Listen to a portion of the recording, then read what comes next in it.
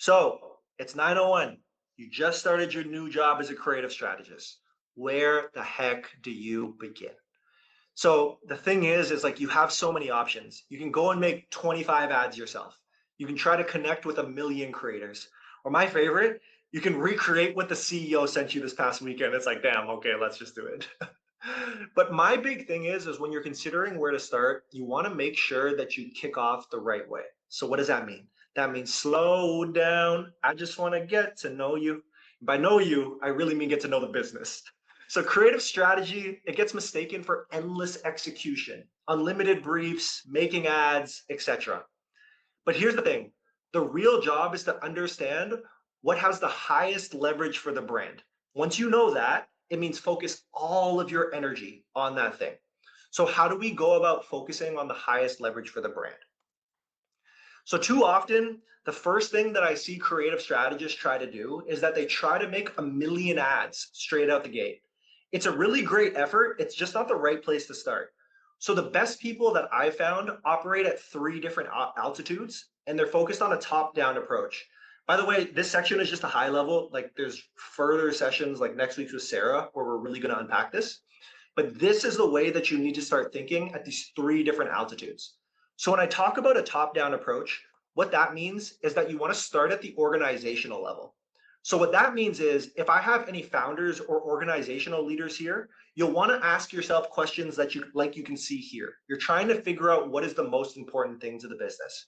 And if you're an individual who is just starting to the brand, the first thing you want to do is ask leadership these questions.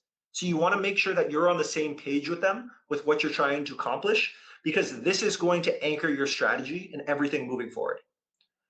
Once you're on the same page with understanding what you want to be able to do and accomplish, the next thing that you're going to do is drop from the organizational level to the team level.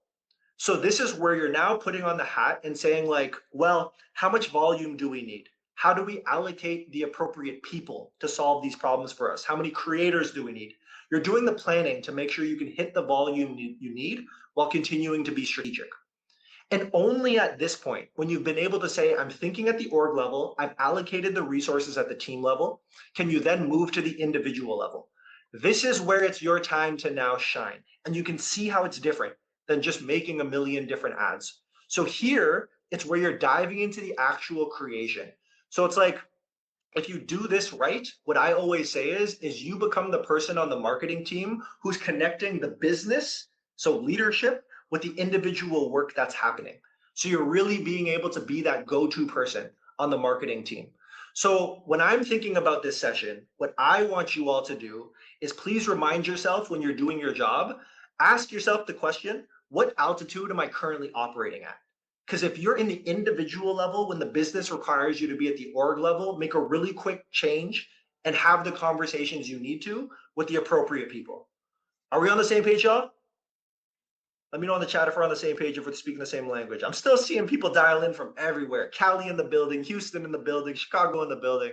This is nuts. New York, more Toronto folks. But yes, we're on the same page. Same page. Amazing. Thanks, Dave. Appreciate you. Lauren, amazing. Love it, love it, love it. Thank you, thank you, thank you. Okay, so now that we're on the same page of the altitude that you operate at, I want to hit you with another, and now that we're talking about like specifically the individual level after we've figured out the altitudes, I want to talk about ads again. And to kick this off, I want to get into a quick pop quiz. So here we go. We got 4 options for you. At the creative level, what's the highest leverage element in any direct response creative? You have A, adding social proof and credibility. You have B, getting the right creator talent. You have C, getting the direct response editing and pacing right. Or you have D, using an effective hook. Throw your answers in the chat, y'all. What we got? Let's see. Okay. We got A's, we got D's all around, it's looking like. We got D's all around. Usually, if I took school, D is not a good thing, but I'm feeling like this is the way. This is the way, like Mandalorian says. Okay, what's the answer? The answer is, in fact, D, the hook. So the hook is everything. The hook is the highest leverage creative variable. If you got to be able to nail this hook. So I want to get a baseline for where we are in terms of evaluating the hooks. I'm happy with it where everyone's at in terms of knowing that hooks are most important. But now I just want to get a vibe check. Like, how's everybody at sussing out what is a really good hook? So what that means is I have more examples for you all. These are different ads that we ran at Motion specifically for this bootcamp. I'm actually hoping a lot of you recognize these because it might have been these that had got you to sign up. So let's watch these. I don't think I'll play the entire things, but I want to emphasize the hooks. So which hook won and why? We're going to get that going in the chat in a second. One of the most in-demand, highest-paying roles in marketing right now is a creative strategist. This job didn't even exist 5 years ago, which means the skill set has been evolving so fast that most marketers are struggling to keep up.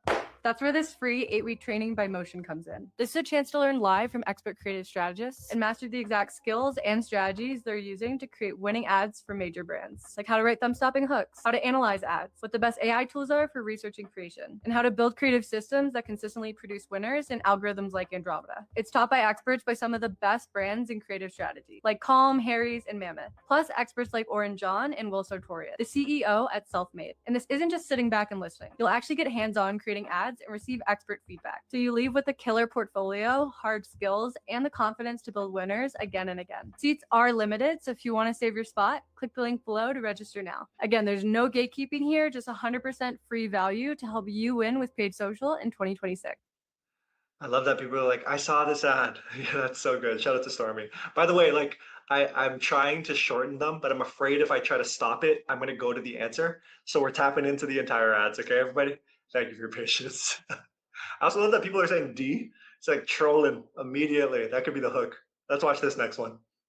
I burned $40,000 on meta ads last year just hoping something would work. Turns out, viral ads aren't luck. But then I learned about creative strategy and realized it's not just luck, it's an actual skill. There are people whose entire job is engineering scroll-stopping concepts that convert. They know exactly which hooks work, how to structure a winning ad, how to rapid test ideas. It's a whole science. And now they're teaching it for free starting March 17th. This 8-week course is taught by actual creative strategists from major brands, not YouTubers, not course creators, people who do this work every single day. Because here's the thing, one great ad really can change everything for a brand. I've seen it happen. The question is whether you want to leave that to chance or actually learn how to create winners on demand. You build a real portfolio, get a LinkedIn credential from Motion, zero cost, zero gatekeeping. So if you've been burning money on ads that don't work, maybe it's time to learn from people who actually make the ones that do. Registration link below. Susan said one of the greatest things in the chat, wouldn't the hook matter depending on who sees it? We'll get into that in a bit, but love it. And let's watch the last one here. Great marketers don't make ads. They treat advertising like art. For years, we could run nearly anything on Meta and watch returns fly in. But competition is tougher than ever. iOS updates and Andromeda have changed everything. And Gen Z's become harder than ever to win over. In 2026, creative is everything. But it's not enough to spy on your competitor's ad library and just rip off their content. To truly scale, you need unique original creative that tells your brand story and sells. And that's why creative strategy is the most lucrative skill you can learn right now. And guys, if you're looking for a way to master this, Motion is doing a completely free 8-week course launching on March 17th with some of the biggest names in the industry. Talking creatives from Caraway, Harry's, Drool, and so much more. They're going to be doing weekly live sessions where they help you make ads, analyze performance, and iterate from there. And it's completely free. If you're interested, make sure to tap below for all the details. But hurry, because I can nearly guarantee you spots on this are going to fill up fast. Okay, y'all, that's A, B, and C. Flood the chat. What we got? I think I was seeing like a bunch of A's. That's great. Ebony's like B. I think it's B, but C got me to sign up. That's so funny. That's so funny. It's like, this got me to convert, but I could see how that's the winner. That's so funny. But throw it in the chat, y'all. Throw it in the chat. Keep going. What we think? Okay, seeing a lot of B's, seeing a lot of C's. It's flooding across the board. Is our chat broken? My chat doesn't even seem to be loading. In all honesty, other than Ebony's comment going up, up, up. This is the most engaged comment I've ever seen at a freaking event, which speaks to creative strategy. It's like the opinions that get applied. So y'all, we've watched A, B, and C. The answer is C. Okay, this is insane. So if we look at the metrics here, We're going to dive a lot deeper into the actual metrics that we're looking at later, but just as a sneak peek, what you should care about are things like your spend, your Thumbstop, your holds, and your CTR. These are super important, but this is the sniff test on vibes. So you want to be able to say, like, what's the vibe and what's the test for the creative that's going to work. So anyone who voted C, you can see that's the one that worked quite well. And now we're going to start unpacking like how we start to assess our vibes. So what I mean there is we all went just off of instinct. Now let's try to put language behind the vibes that we've used to define our analysis. Do I have anyone here who is a fisher? Do I have people who like fishing? I know I'm not, but I found this to be an amazing metaphor. Shout out to James on our team. So first things first, what I want to say is I got like a first giveaway for swag. I showed you earlier, creative strategy hats, giving these things out. So first one to get this gets it right. When you see this bait, what nightmarish thing do you think it catches? Let's start to see those fish in the chat here. Whoever can use ChatGPT fast enough.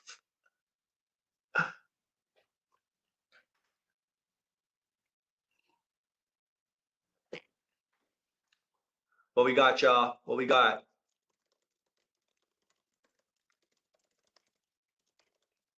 What do we have? Okay, grouper?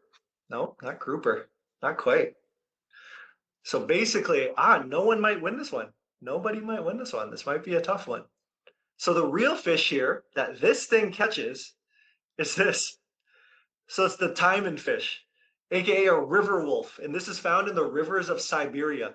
So this fish isn't going for a worm or a shiny fly. What really gets this thing's attention are basically like a small mouse or rodent that's swimming or splashing across the surface of water. So a bit disgusting, but it speaks to the precision that the hook is operating with, okay? So why I really like this is that the point of this is that we choose hook formats based on the different audiences and what they will actually respond to. So I remember, I think it was Susan a little bit earlier who talked about, doesn't the audience matter? It's exactly that. Which ad is going to resonate with your desired audience? And you can see by the answers that we've gotten in this chat, there's so many things that different people like think of and tend to value. So what that means is that you can't just copy and paste a bunch of different formats you see out into the world. You really need to understand what's going on in your customer's head. So why we went through this exercise of starting with intuition, starting to define the vibes, is ultimately that the hook in performance creative is the entire freaking game. You got to get these hooks right if you want to be able to succeed. Okay. So when I'm talking about hooks being the whole game, what it means is number one, it generates an emotional reaction by cutting through all of the noise and speaking to the customer in a language that's very familiar to them. Number two, it targets and disqualifies by calling out who it's going after, like that fish, essentially. And then number three, it connects naturally to the story. So what I mean by there is a lot of the times you can have something that we call hook slop. And then what I'm imagining there is like, imagine that I am a brand that sells makeup.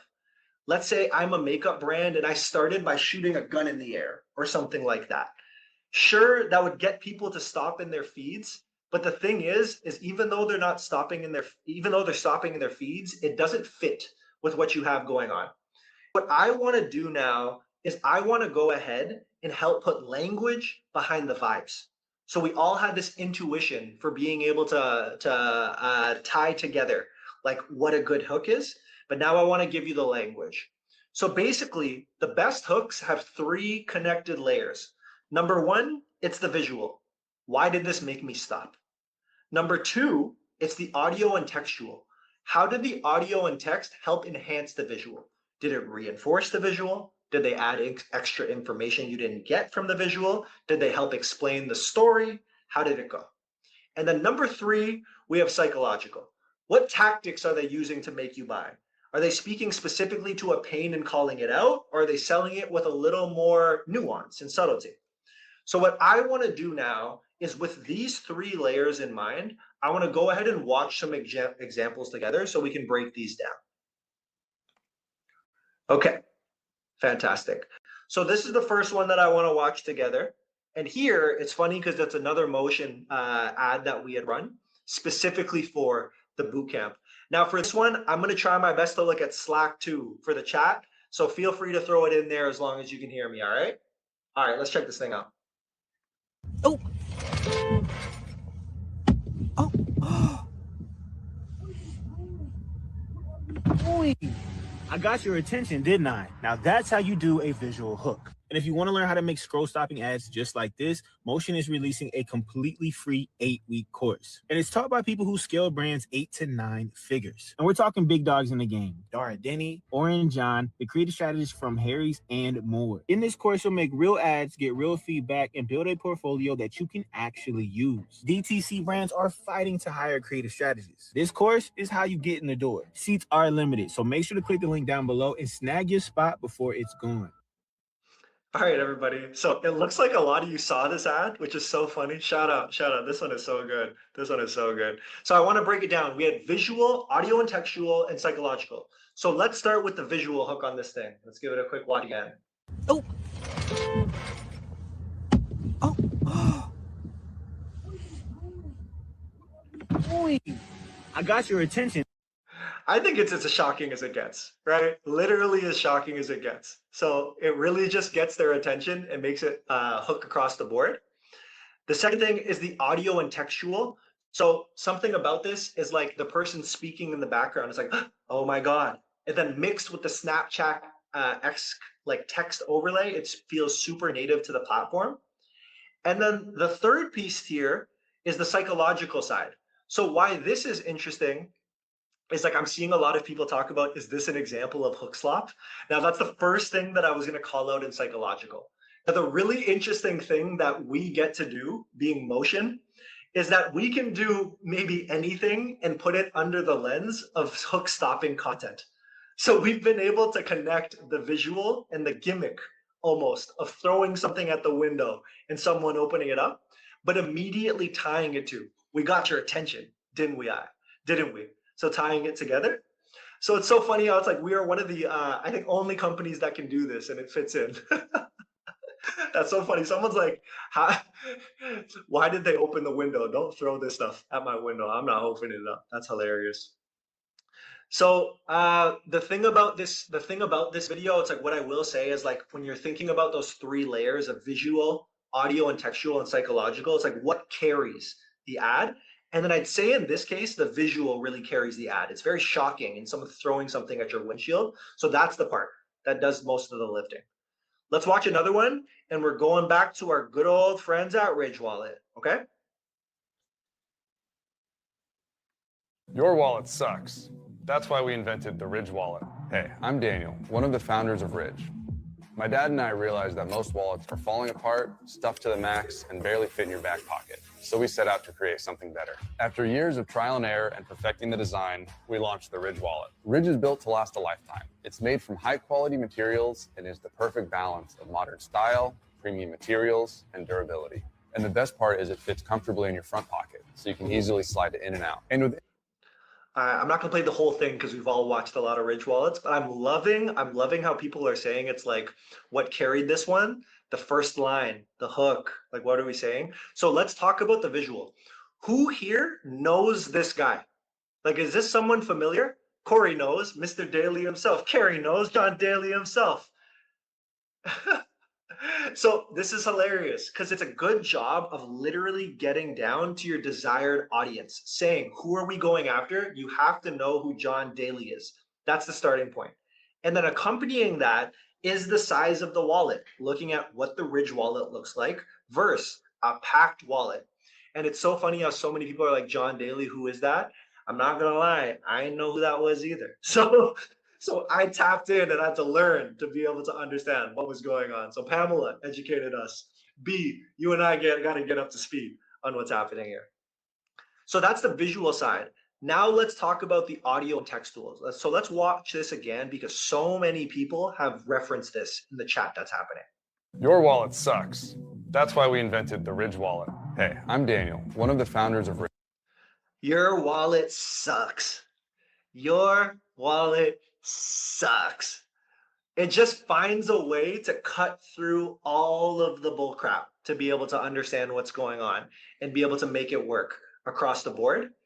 And I think one of the really cool things about this is that it actually carries the ad. And I'll talk about that in a second. So a lot of you would be considered accurate. And then finally, psychologically, on top of what we've spoken about in the first 3 seconds of this video, I think something that they're also showing is how important craftsmanship is. So what they've done is they've identified the audience of most likely like men for the most part, who are quite wide reaching, but would know who John Daly is on this side. And then after they've gotten their attention, they've really emphasized how important craftsmanship is. So they've shown the process of being able to make this. That's so funny. Shelby's like, I am the male audience. That's hilarious. That's hilarious. So I will ask the same question. We've talked about visual, audio and textual and psychological. What carries this ad? And what I really lean into is what a lot of you have mentioned is your wallet sucks. Because the really cool thing about identifying your wallet sucks as such an anchor in this type of creative is I know for a fact that Ridge has been able to accompany that tagline with so many different visual formats. In this case, it's John Daly showing the big wallet versus the small wallet. But I've seen other ads they've done within their ad library of tearing a wallet in half, an older wallet in half. I've seen versions where they're lighting things on fire across the board. So basically we're getting to a spot where your wallet sucks is the message. And then they're able to visually show that in so many different ways. Okay. Awesome, y'all. I like where all your heads are at, though. I like where all your heads are at. A lot of you picked up on that. I like that a lot of you picked up on that. So let's watch another one and see how this goes here. I found the ultimate eyeliner hack for real deep set eyes. This is the gel liner from Jones Road, and it made eyeliner a possibility for me again. I have very deep set eyes and can only wear eyeliner right in my lash line. This gel eyeliner doesn't transfer, it doesn't smudge, and the pigment is so rich it actually shows up on me. I apply it using the Precision Eyeliner Brush, also by Jones Road. It's small and flat with a straight edge, so I can place it exactly where it needs to be. If eyeliners never worked for you either, try the gel liner by Jones Road and say goodbye to smudgy, patchy liner for good.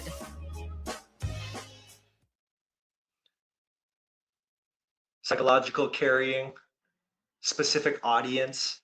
She looks like a real person. It found its audience. I need that. That's so funny. That's so funny.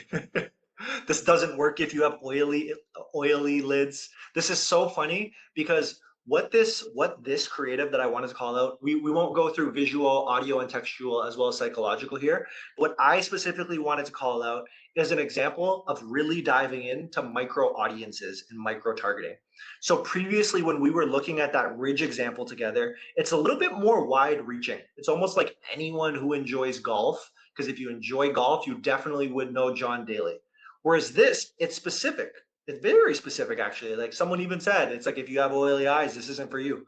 Great job, disqualified, not for you. But deep set eyes, it's like calling out that specific pain and being like, ha, I know who I'm going after.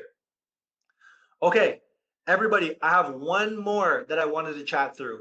And in this one, I actually have notes that I think are quite cool to discuss as a community here. But I wanted to show it so you all can see what's going on. So I've labeled it as potential improvement. Let's see what we have here. So these nuggets are made from chicken, but they're made to emulate the taste of like non-chicken nuggets. So these nuggets are made from chicken, but they're made to emulate the taste of non-chicken nuggets. Dope. Let's boost that sound quality. Emulate the taste of non-chicken nuggets. Emulate the taste of non-chicken nuggets. Yo, the chat's going crazy. Non-chicken nuggets. Non-chicken nuggets.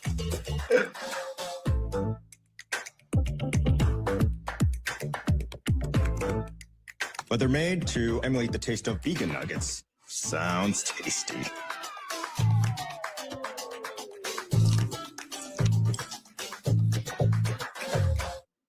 I freaking love the discourse and like the variety in responses.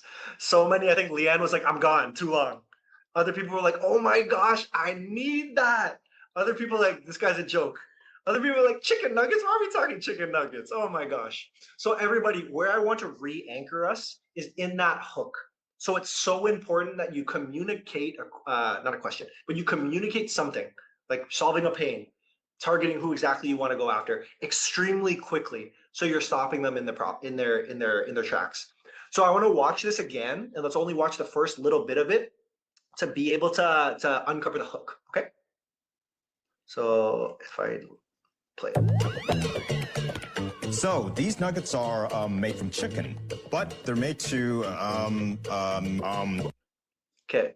So basically the visual there is interesting. Like they've called out the podcaster, which is more textual, I'd say. They've showed their product a little and they've done the but the visual is more showing their product than anything. And if you don't know what that is, it might be challenging.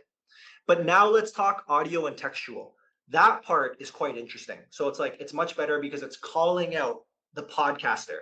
And I think chicken nuggets are funny. Like a lot of people reacted to chicken nuggets being the piece that's interesting. And then psychologically speaking, how many of us have that problem with public speaking? I know I used to, for sure. So on the public speaking side of things, we all have a bit of insecurity that we want to remove those filler words and aspire to be somebody who doesn't actually go across the board. But here's my thing, y'all.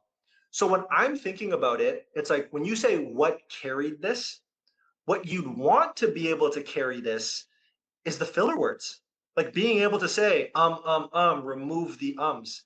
But they don't really introduce that entire concept until later. Like, let's see how long it takes them to actually get to the ums. So these nuggets are made from chicken, but they're made to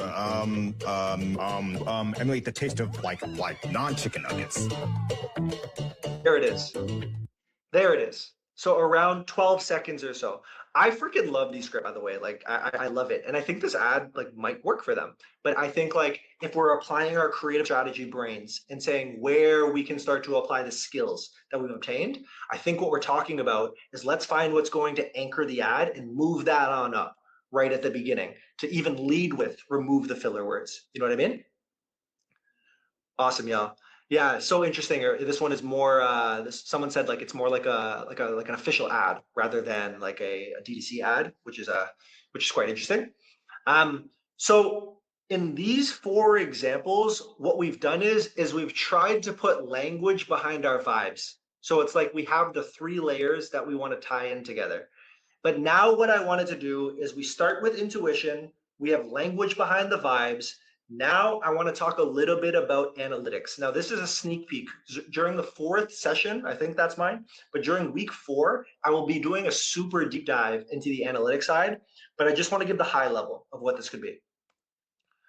So here, when we're talking about analyzing the 3 layers that we talked about, I think 80% of your analysis should be done on the hooks to know if you're even targeting and attracting the right person. So here you can see the different things that we've talked about with some additions, but let's put numbers behind these, okay? And for this, I'll get back to some of the ads that I might have already shown you all. So now let's get back to some of these ads that we had shown earlier, and like let's talk about high level analytics. So as a starting point, like I said earlier, we started intuition. We've now moved to vibes at the 3 layers. Now what I want to call out is that a good hook is not subjective. You can clearly measure if this did its job or not, okay? So what this means is the process that you want to follow, if you look to the far right of this screen, is as follows. So number 1, the first thing that you want to do is that you want to understand if we are accumulating spend or not. So is Meta spending money on this ad? Yes or no? So when people talk about like Meta's algorithm, what they're really talking about is your ad worthy of the spend? Is that something we think people will actually buy from? Once you're able to determine if you're going to get spend or not, oh, mic check, hello? I got you guys. I think I saw someone say the audio cut out, but just want to make sure we're okay. All right, thanks, Paul. Appreciate it. Thanks, Steph. Thank you, thank you, thank you. So like I was talking about, number one is spend. If we've been able to get the spend, is that working? So on the spend side, once we know what's happening there, the second thing we want to do is look at our Thumbstop ratio. So what this is saying is like, did we do a good job of getting people to stop their scrolls in their busy feeds with those 3 layers we talked about? Because why this is important is we can't get them to stop in their busy feeds. There's no way we can get them to click or buy at the end of the day. So it's like we're looking at spend and did they stop their scrolls? After that, after they've stopped their scrolls, the next thing we're going to look at is what we call hold rate. And what that's measuring is that these people actually watch more of the video, or did they drop immediately? That's where you can start to know if you have some of that slop or not. And if they've watched the video, number 4, what we want to know is with outbound click-through rate, is we want to know, is our people clicking on this creative and going where we want them to go? So are they going to our landing page, our website, our social media page? What did they do? And once they're there, the final piece of this all is, did they complete the action that we want them to complete? So in our case, we wanted to have all of you here. We wanted to bring the community forward and learn about advertising and performance creative. But what this could mean in your case is did people purchase? Did you generate a lead? Did you get a download? Did you have an appointment booked? How does it look? So what this means is when you follow these clear steps that you can see here, you'll be able to break down specifically where the ad either worked for you or it didn't.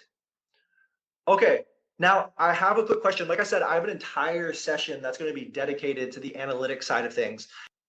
I'm thinking about things like where you see like this year has quite a low hold rate, but it has a higher click-through rate. Like that's interesting. There's data there.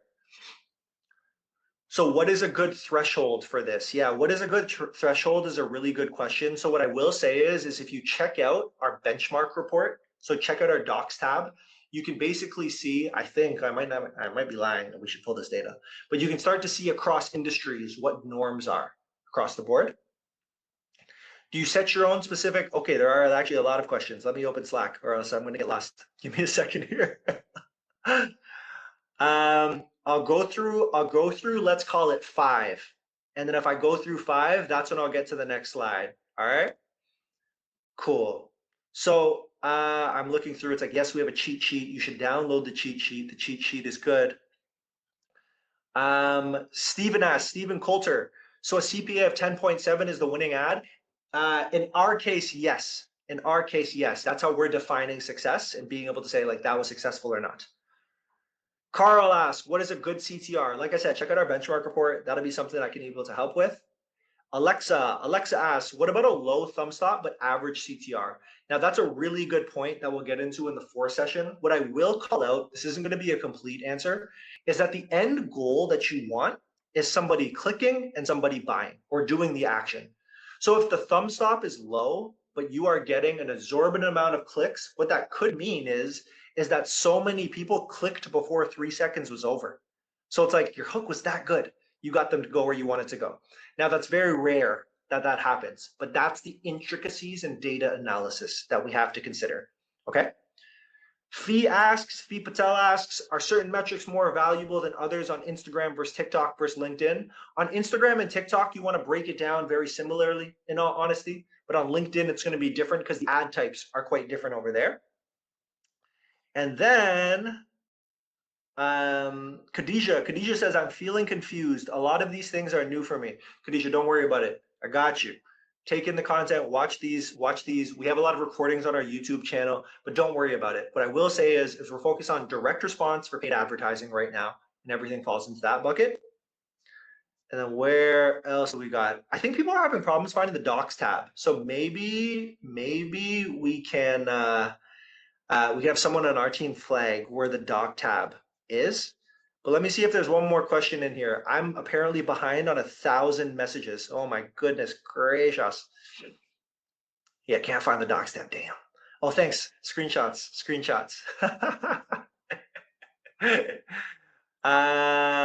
Okay, so Annie asks, this is a good question. Does the high spend matter when comparing different ads? So as always, session 4, we'll get into this a lot deeper, but the answer is yes, it does. So basically what you want to have is when you're thinking about ad spends, you want to have a threshold. So what is the minimum amount that you are willing to spend on an ad to determine if it's successful or not? Now we can work through the math on that session 4 that I had mentioned, like we can figure this out. But basically you don't want to be comparing something with like $5 to spend to something with $100,000 to spend. That's incorrect. But there's ways that you could start to analyze it. And in our case, our threshold is around $300 where we're starting to feel okay with making decisions. Awesome, y'all. So let's get back to the programming. I'm down to answer questions at the end of this thing for sure. So I love this, but let's keep it moving, okay? Awesome. So we've talked now about defining some of these metrics and what they're about. So what that's a perfect time for is another one, like DJ Khaled says, pop quiz. So pop quiz wise, what's the formula used to calculate Thumbstop ratio? Is it A, video or static image views 3 seconds divided by impression? Is it B, video views 1 second divided by impressions? Is it C, video views 5 seconds? Or is it D, video view 3 seconds? Throw those answers into the chat. Let's see what we got, everybody. Let's see what we got. Okay, A's and D's, C's and B's. A's and D's, C's and B's. We're seeing everything across the board, but so many D's. I love that the people who feel like absolutely certain are like throwing a ton in there. They're like for days, just to make sure you know that we know at that point. And the correct answer is D. You got it right. So the main reason is that A says video or static image. And the reality is static, we can do this, but static does not have 3 seconds to view. It's exactly that, doesn't play along the way. So there we go. As D says, throw some D's on it. Video views 3 seconds divided by impressions. That's what we have going on. Amazing. So everybody, where I'm kind of at now during our time together is like, let's recap what we've gone through. Intuition, starting to define our intuition and vibes and talking about metrics. Now I want to take those learnings and start applying them together. So I think the best way to learn this stuff is by doing. So let's go through an exercise together. So what that means here is that basically what we want to do is like, we want to give you the language to reinforce your instincts so you can be able to discuss creative strategy intelligently. What I will say is like, there's basically average ways where we started of how people evaluate ads. Then there are ways that creative strategists evaluate ads. So that's where it's like, we need to be able to build that skill and get really good at it. So I lied, we're doing so many giveaways, but here is another giveaway section that we'll be able to do better on because we couldn't do the fish one because our chat died. So for this section here, we're going to be looking at different ads. And basically for this one, I'm going to be curious to know what you all think. But what we're doing is you can see some exclusive swag. We're no longer talking about the basics. We got that exclusive. So here you can see this like Baby Yoda hook goblin looking thing. So as we go through the exercises, provide your answers in the chat and we're going to select some folks across the board, okay? So who's ready for our first one? We ready to go? We ready to go? David's like, need that. Or Dennis like, need that. Ready. Let's go, me. Okay, let's do this thing. I don't know if you all are ready. I'm hearing you're ready, but I don't know if you're ready. Let's see. Okay, so let's watch this thing together. As we watch it, I want you to all throw into the chat what you think make this hook effective, or what you think makes this hook effective. So think about visual, audio, textual, and psychologically, or any context that you want to share, okay? So let's watch it together, everybody. We can also watch it a couple times just in case anyone else wants to jump in. What is he doing? A towel like this might ruin your life, and here's why. Bath towels were invented in the 1800s, meant for your body, used over and over and over again. But no one questioned it. 100 years later, you're still drying your clean face with something dirty. Still wondering why your acne keeps coming back. Still spending hundreds on products that can't beat a bacteria-filled towel. And here's the part that no one talks about. According to Time magazine, research from microbiologist Charles Gerber found that 90% of towels test positive for coliform bacteria and about 14% have E. coli. Gerber stated that after about 2 days, if you dry your face on a hand towel, you're probably getting more E. coli on your face than if you stuck your head in a toilet and flushed it. So at PureSkin, we fixed it. We tested every material: bamboo, eucalyptus, cotton blends, until we found the one. We sampled dozens of towel patterns, chasing softness, exfoliation, and zero irritation. We cut corners, just to realize we couldn't. So we started over, again, and again. The result? PureSkin Daily Clean Facial Towels. No bacteria, no irritation, just one clean towel every day. Compared to traditional towels, PureSkin is 100% biodegradable cotton, ultra soft, and dermatologist approved. It's designed for your face and meant to be tossed after one use. The skincare industry wants you stuck in a cycle, trapped by more serums, more chemicals, and more solutions. So the variety of answers that are popping up are freaking killing me. Like, I'm dying. There's some that are like, ew. There's some like shocking visual, and that's so right. And then we're starting to see some other folks chime in with like, oh, they're doing a good job of this seeming like a native TikTok ad, or like TikTok, like not even something as an ad. So I'm loving the answers. Let's watch the first couple seconds again, and then we'll come back to it and break it down together of what's top of mind for me, okay? What is he doing? Mad corny. A towel like this might ruin your life, and here's why. Bath towels were invented in the 1800s.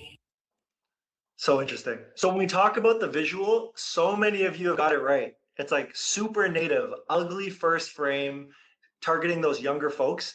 I don't know if you all know who Barry Hott is. You should check him out. He's on Twitter. This guy's the best. He's coined the term ugly ads, and you can see that ugly pop into the first frame there, fitting into the native feed that what we have going on.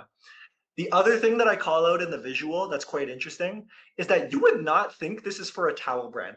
Like, you watch this and you're literally not thinking about the towel brand. Ooh, I'm seeing the sneak peeks, the audio. I love it. I love it. This is so much fun. You wouldn't think it's a towel brand. And then the final thing about the visual is if I comment on post hook, this is actually quite professional. So the first like couple seconds is really native to the platform, but you can start to see how it turns into something that is quite high production and edited. So like watch a little bit later in this video. Look at this B-roll, something we're familiar with, really great editing across the board. Like, it's quite an interesting ad at that point. And now let's talk about the audio. So a lot of you have commented on this. Yeah, let's just listen to the first person. Let's just listen to the first person. What is he doing? Mad corny. What is he doing? Mad corny, bruh. Like, come on. That's just cutting through and getting exactly where you need to go. So something about that is so funny. And then after that initial hook, you can see the founder talk about how, like, it's a little bit outlandish, but it's like, this towel or towels could ruin your life. That's insane, especially because you didn't know it was for a towel. And then textual on top of the audio, the Snapchat like native information is always good. And then psychologically, what's quite interesting here is that it does a really good job of isolating down to the type of demographic they're going after with these towels. Like, it's not necessarily the family folks with large families where it's like, I need to have the softest and best things for my babies. Like, this is the one where it's like speaking to the folks who are literally Gen Z, literally not thinking about being able to get towels. So targeting them that way. It's so funny. It's so funny. So everybody keep throwing those answers in. Our team's going to comb through the chat, but I want to get to the next one. Okay. I want to get to the next one. So let's check it out. So in the chat, let me know, what do you think made this hook effective? You see these flakes? This is going in your family's food. These are microplastics. Seriously, what are we doing to ourselves? It's 2027 now. We know how bad these microplastics are for us. Here's a great alternative. This is a bamboo cutting board set. They're all natural, antibacterial, and they're not going to leach any of these harmful microplastics into your body. You get 3 cutting boards, including this extra large butcher block. They have the grooves along the edges for your meat juice, and they even come with a really nice display stand. You've probably thought about throwing away your plastic cutting boards. These are 37% off right now. They're a beautiful set with great reviews, but they're almost sold out. If you want to pick some up, just tap that orange shopping cart on your screen.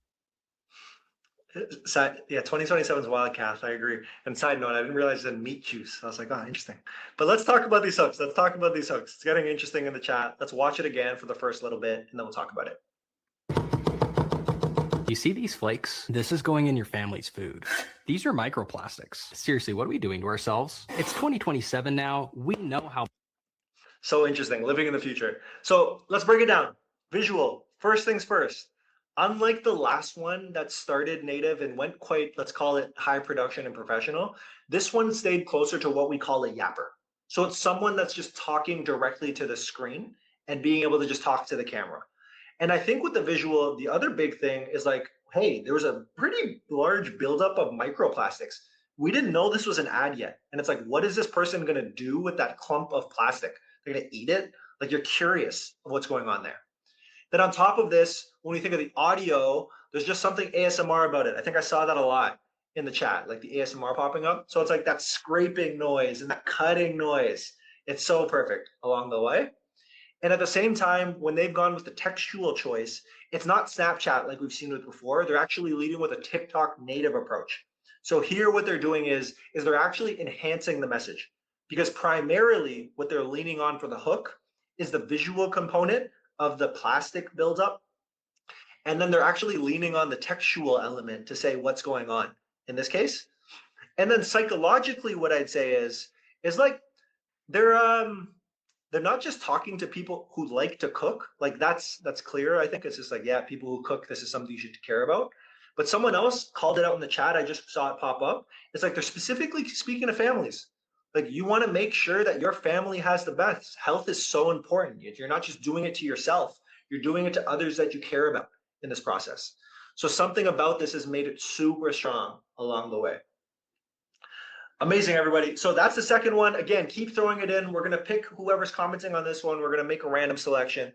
So let's get to the third and final one. Let's get it. If we have more time, we can do more, but let's do 3 for now and come back to the others.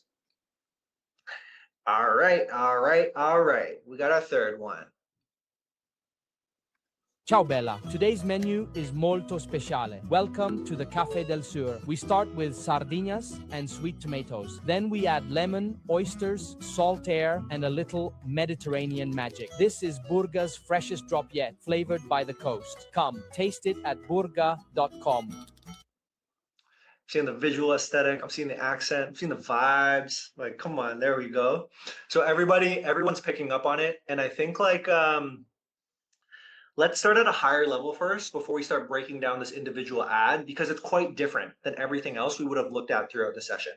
So what I will say is, like, as a creative strategist, one of the first things that you'll want to do is like, most of the time, well, how can I bucket it? There's probably 2 things to care about. So it's like, most of the time when I'm thinking about who you're going to target, what you want to do first is you want to understand the vibe of the feed that the person is going to have. So if you're targeting women who like certain things, it's like, what is their vibe going to be? Once you understand their vibe, you then want to figure out how to stand out from that vibe. So it's just like, okay, I'm fitting in and I'm standing out. Now, the last 2 examples, I think were more obvious, like they were quite shocking and like told that story quite well. Whereas this one's different, right? Like in this example, what I always like to call out is like a creative strategist's job is to understand a specific product and what's best for that. So in this case, we're talking about phone cases. It's a little bit different. There aren't really education elements along the way or like shocking gimmicky things we need to do. It's like when you sell a phone case, what do you have? It's a vibes purchase. It's an aesthetic purchase. So showcasing the product and having great lighting in a great setting makes all the difference. So when we're breaking this down and we talk about the visual immediately in the first 3 seconds, let's watch it.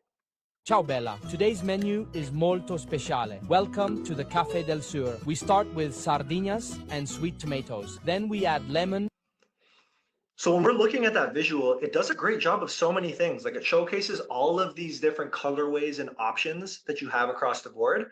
But the other thing that it's doing is like it's educating you on the product. Like not only is it meeting a vibe that you want, you can clearly tell it's charging your phone. So it's like powerful on an education front while maintaining those vibes. And then the other thing that stands out to me are like the hands. Like the hands. This is like a charming salesperson who's bringing you through this process, right? It's something so familiar and intimate across the way. So telling that story. When we look at the audio, I think you all got it right. Like ciao Bella, warm and welcoming, relaxing tonality. You all got it right. Textual, surprisingly, there's nothing this time around. Like I actually think it might be beneficial for them to add something, but they wanted to keep it clean cut aesthetic and vibes. And psychologically, the piece that's quite interesting here is they could have made the decision to wrap it around a corny hook. So they could have done something like throwing it at the window shield or whatever it might be, right? But instead, what they wanted to do is like they were very clear on who they're going after. There's a very specific vibe that they've tried to achieve.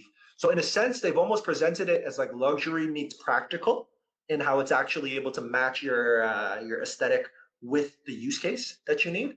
And you're able to embody the personality along the way. So that's where I think this story really starts to evolve, when we're not just talking about ads like this one, the Ridge Wallet ads, and this one. These all have their place. I think you need to be able to flex both muscles up and down whenever you need to. Okay, so I have other examples, but we can come back to them only if you want to. I'll probably ask the chat if you guys want to. But up until this point, let's do a really quick recap of what we've gone through together. So we started off with intuition. Intuition strong with this group. So that's why we got that Yoda looking thing, right? Intuition strong, my friends. So the intuition is very good here. We now have the language along the way. So the language to be able to define that intuition.